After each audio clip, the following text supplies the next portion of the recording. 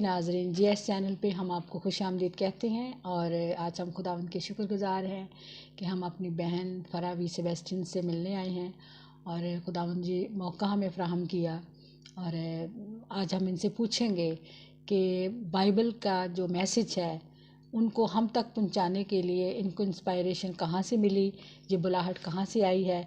तो ये सारी जो इनकी कोशिश है, सारा प्यार है जो ये हम सबसे करती हैं और हमें पैगाम खुदावंद का देती हैं, तो हम इनसे ये सारी बातचीत इनसे करेंगे। तो जी फ़रा, हम आपको वेलकम कहते हैं अपने चैनल पर और हम शुक्रगुज़ार हैं कि आपने हमें टाइम दिया। तो ये जर्नी जो बाइबल का पैगाम हम तक पहुंचाना, ये इंस्पायरेशन आपको कहाँ से मिली और आपने इसको कैसे स्टार्ट किया, तो ये आप हमारे साथ शेयर करें। Thank you sister. मैं खुदा की बेहद शुक्रगुज़ार हूँ इस अपॉर्चुनिटी के लिए कि खुदा ने मुझे आपसे मिलाया और सबसे बढ़कर आप सब नाजरीन से मिलाया, क्योंकि ये मेरे बस में नहीं कि मैं कहाँ कहाँ किन लोगों से मुखातिब हूँ, लेकिन ये खुदा का तरीका है कि वो आज उसने ये टेक्नोलॉजी दी कि आज हम जी घर जी में बैठकर एक दूसरे से मुखातिब हो सकते हैं, खुदा के कलाम को फैला सकते हैं। और मैं आपकी बेहद शुक्रगुज़ार हूँ क्योंकि आपने हमेशा ना सिर्फ लोगों से मोहब्बत की बल्कि खुदा के लोगों से जो आपकी बिल्कुल। मोहब्बत है वो नज़र आती है। जो आपने क्वेश्चन किया कि ये जर्नी जो मैंने खुदा की खिदमत के लिए कहाँ से शुरू हुई और कैसे ये मैंने तय की, तो मैं अगर आपको बताऊं तो मैं बचपन से एक ऐसे मसीही घराने में पैदा हुई जहाँ के माँ बाप मेरे बहुत सादा थे, लेकिन उन्होंने हमेशा खुदा को फोकस रखा। और सबसे बढ़कर मैं शुक्रगुज़ार हूँ अपने संडे स्कूल के टीचर्स।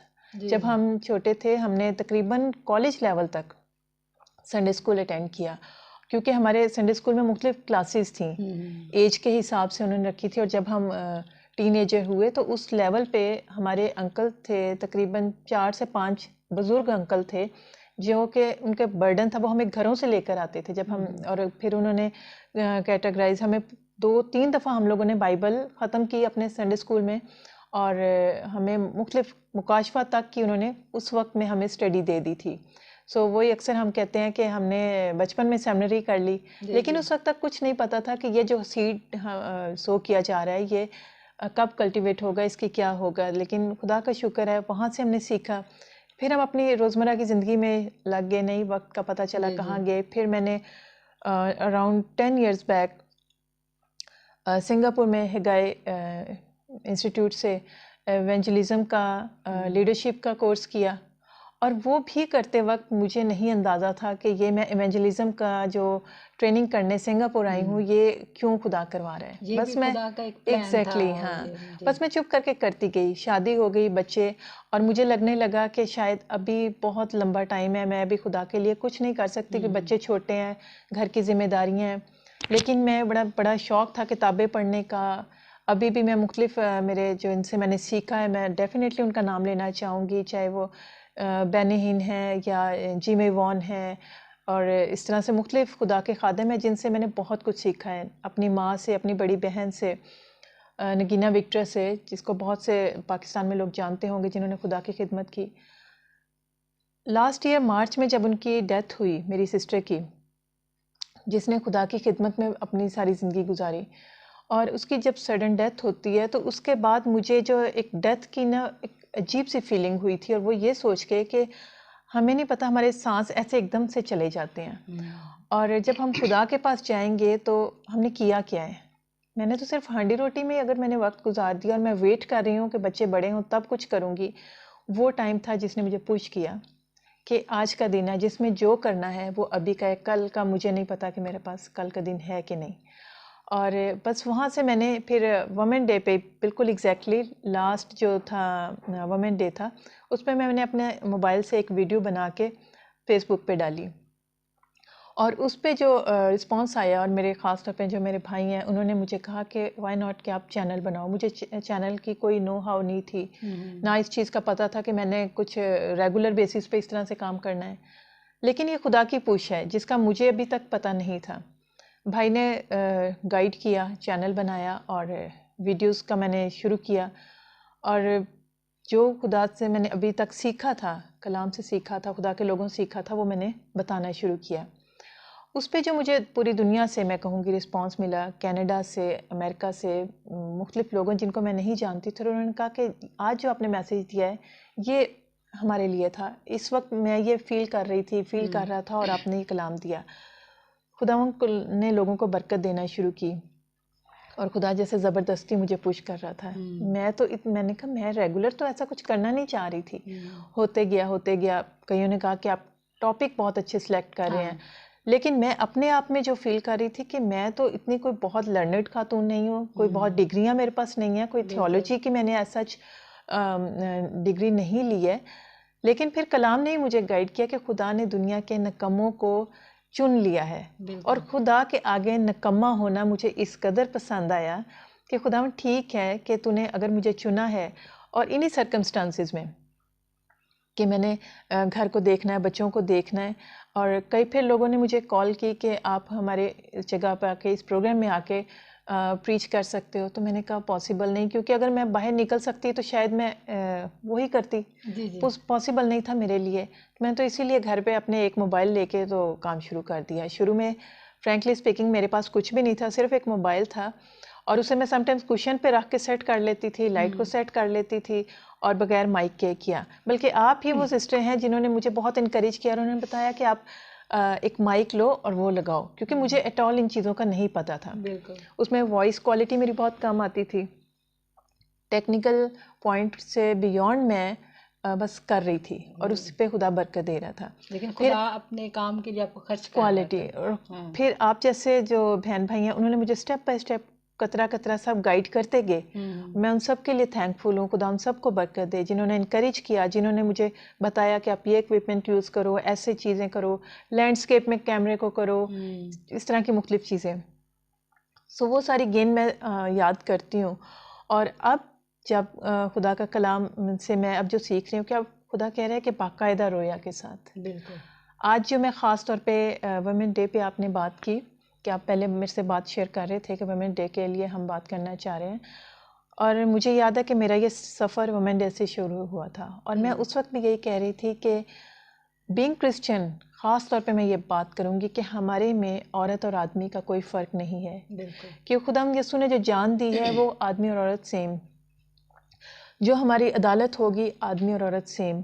जो हमारे आजमाए जाते हैं, वो शैतान जो हमारा दुश्मन हमें आजमाता है, वो भी आदमी और औरत का फ़र्क नहीं रखता, सेम अटैक वो करता है।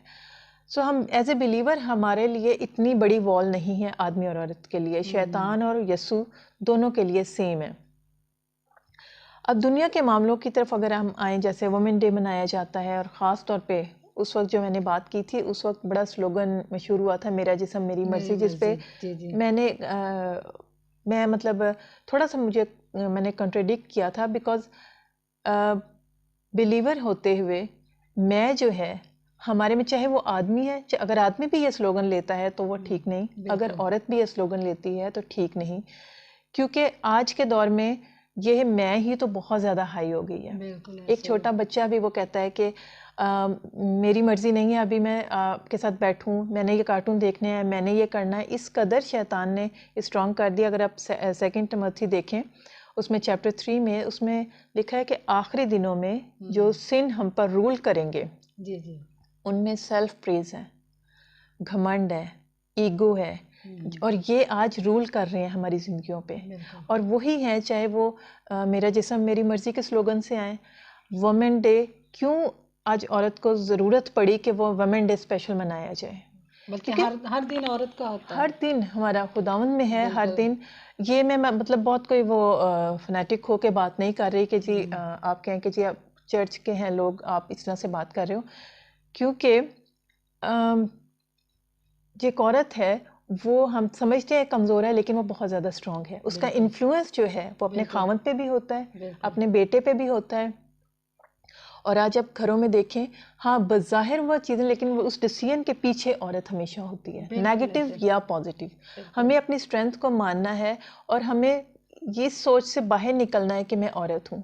सबसे पहले मैं एक मसीही हूँ, और मेरे लिए वही चैलेंजेस हैं, वही ब्लेसिंग्स हैं जो एक आदमी के लिए हैं। बिल्कुल ऐसे ही। मसीह यस्सू ने या शैतान कोई फ़र्क नहीं रखता।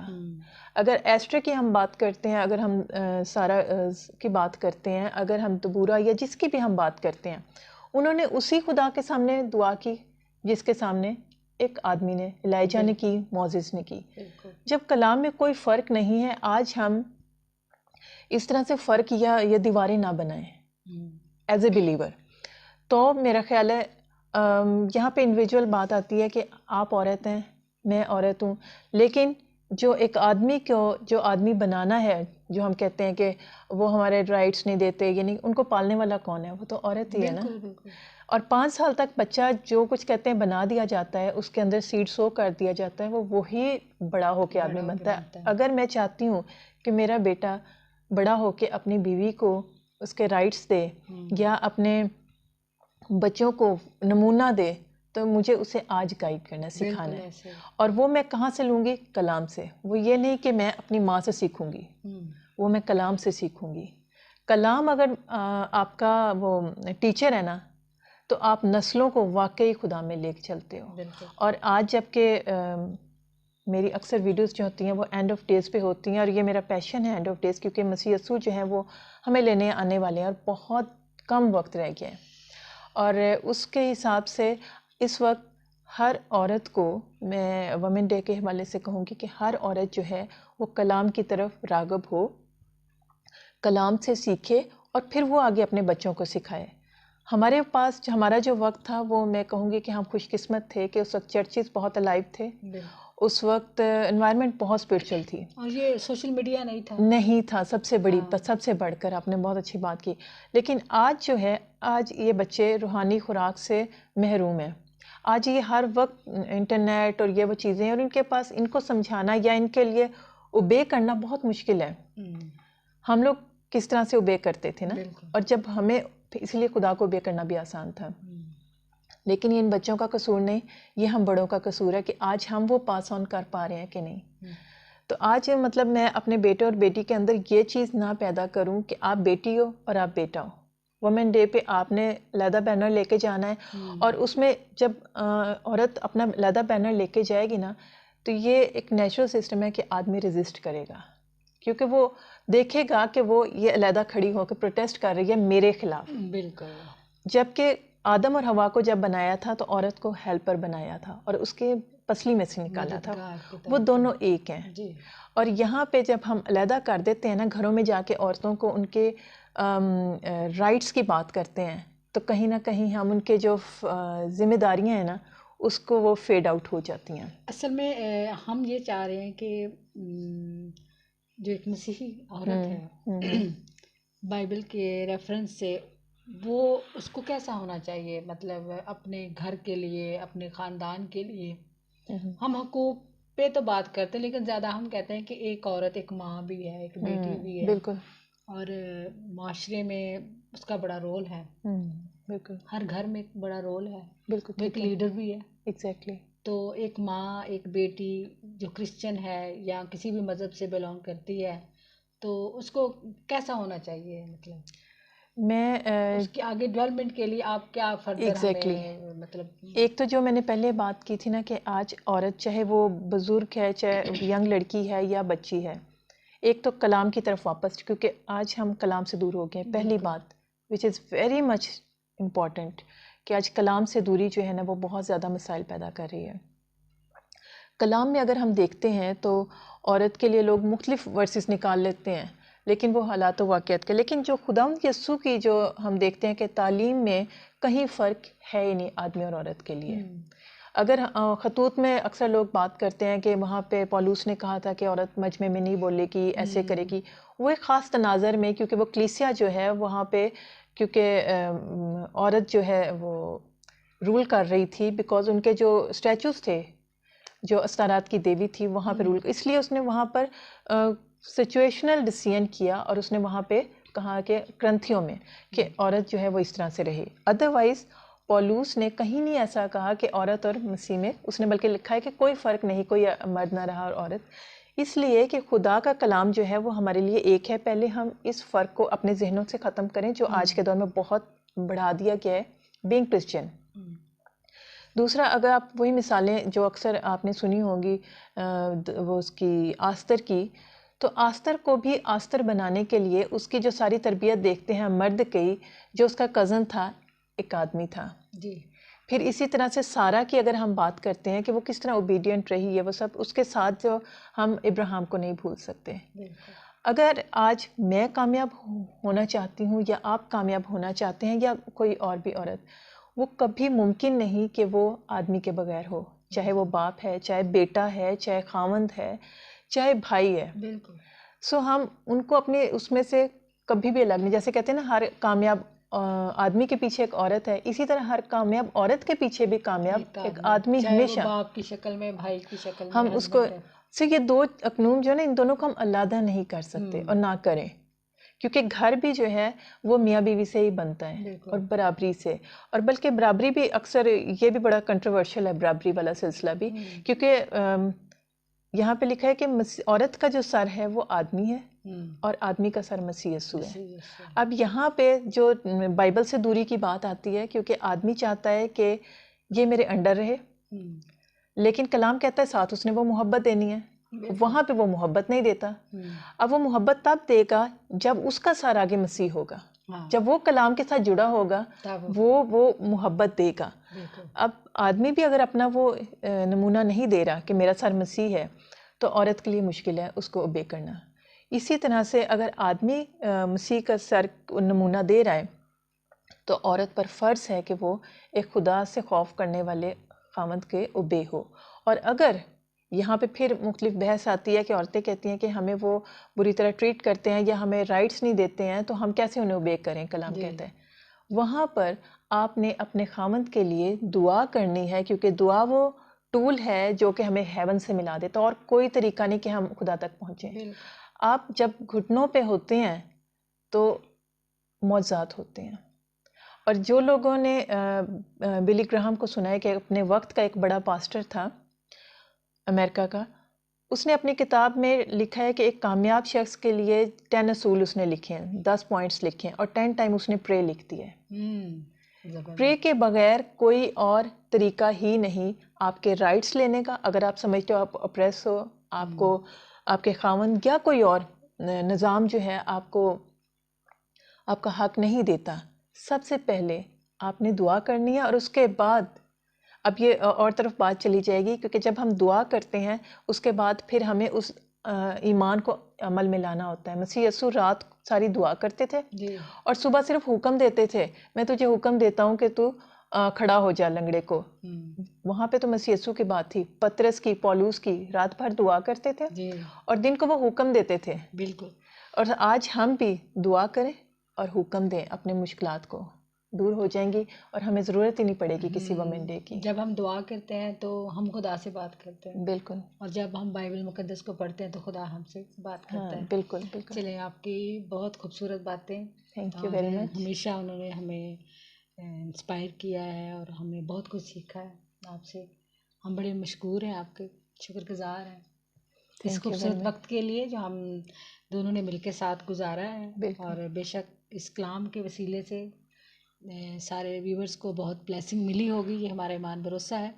एक दफ़ा फिर हम आपके बड़े मशकूर हैं। थैंक यू वेरी मच आपकी सारी मोहब्बत के लिए। हमारी बेस्ट विशेस और हमारी प्रेयर्स हमेशा आपके लिए, आपके हाँ, मैं एक और के आपके तवास्सुत से एक और बात भी बताना चाहूँगी कि मैं जो मुनादी का मेरे, क्योंकि मसीह यीशु ने हम सबको मुनादी का हुक्म दिया है और उस हुक्म को ओबे करते हुए मैंने जो अपना एक चैनल बनाया है फरा राइज एंड शाइन फरावी सेबेस्टियन के नाम से, तो आप ज़रूर उसको भी देखें। उस पर मैंने मुख्तलिफ, बल्कि उसके हवाले से कोई आप टॉपिक चाहते हैं कि उस पर बात की जाए तो वो भी ज़रूर मुझे बताएं, ताकि हम खुदा के कलाम को अपने क्या कहते हैं माहौल के मुताबिक और प्रैक्टिकल कलाम को हम पेश करते रहें और एक दूसरे से बरकत पाते जाएं।